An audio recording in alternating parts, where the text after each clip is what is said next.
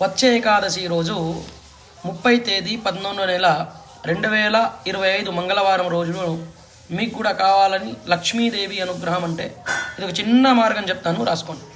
ఎందుకు రాసుకోండి అంటున్నా అంటే మళ్ళీ మీరు మర్చిపోయి వేరేది ఏమైనా చేస్తారేమో అని నేను చెప్పినట్టు మీరు చేశారనుకో మీకు సాక్షాత్తు లక్ష్మీదేవి కరుణకటాక్షాలు వస్తాయి. ఎందుకంటే ఇది వచ్చేది మంగళవారం రోజున ముక్కోట ఏకాదశి.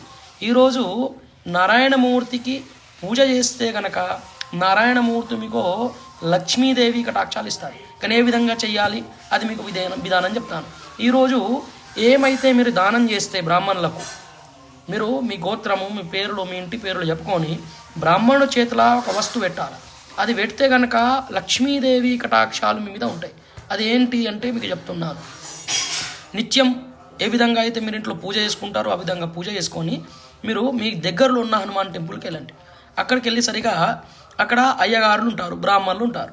అక్కడికి వెళ్ళి మీ ఇంటి నుంచి మీరు తీసుకుపోవాల్సింది ఐటమ్స్ ఏంది ఇది రాసుకోండి. 2 తమలపాకులు, 2 లగ్గం పోకలు పూజా షాపులలో దొరుకుతుంది.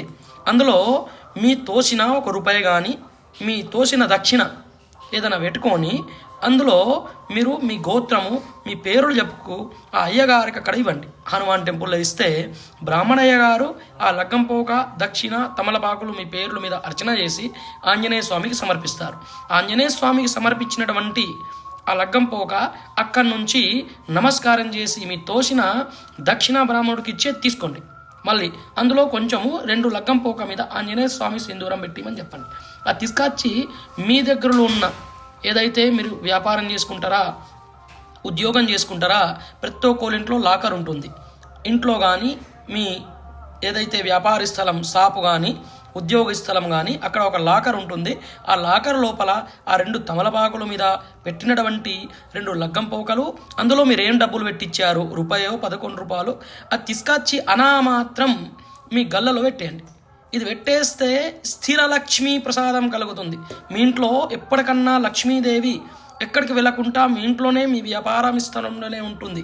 ఈ ఉపాయం మాత్రము ప్రతి ఒక్కరికి కూడా తెలవాలని ఈ వీడియోని అధికంగా షేర్ చేయండి. ఈ వీడియో పెట్టినటువంటి మా ఛానల్ని ఫాలో చేయండి, సబ్స్క్రైబ్ చేయండి.